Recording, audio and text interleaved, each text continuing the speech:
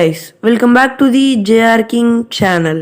இன்னைக்கு நம்ம பார்க்க போகிற விஷயம் என்னன்னு பார்த்தீங்கன்னா என்எஸ்டியை பற்றி தாங்க பார்க்க போகிறோம்.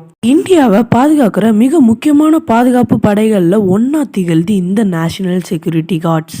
செப்டம்பர் 22, 1986 உருவாக்கப்பட்ட இந்த படைப்பிரிவு இந்தியாவோட உள்துறை அமைச்சகத்துக்கே செயல்படுதுங்க.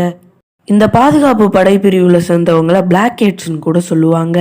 என்எஸ்ஜியோட வேலை என்னன்னா, இந்தியாவில் ஏதாவது ஒரு நகரத்தில் தீவிரவாத தாக்குதல் ஏற்பட்டால் உடனடியாக களத்தில் இறங்குற என்எஸ்ஜி வீரர்கள் தீவிரவாதிகளை அழித்து மக்களை காப்பாற்றுவாங்க.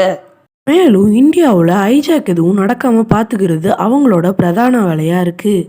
இந்தியாவில் நிறைய ஆப்ரேஷனை வெற்றிகரமாக செஞ்சுருக்காங்க என்எஸ்ஜி வீரர்கள்.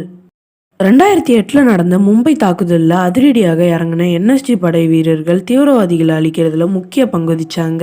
என்எஸ்ஜி வீரர்களுக்கு அதிகப்படியான பயிற்சி அளிக்கப்படுது. மேலும் ஸ்னைப்பர் பயன்படுத்துறதுல கை தேர்ந்தவங்களா இருக்காங்க இந்த என்எஸ்ஜி கமாண்டோ. இந்த வீரர்கள் ஸ்னைப்பர்ல இருந்து புறப்படுற ஒவ்வொரு குண்டும் ஒரு எதிரிகளை கொல்ற அளவு துல்லியமான பயிற்சி பெற்றவங்களா இருப்பாங்க.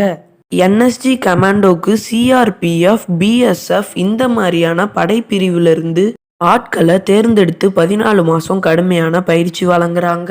என்எஸ்ஜி படை பிரிவு படி special action group, special ranger குரூப்னு 2 வகையான குரூப்பாக செயல்படுறாங்க.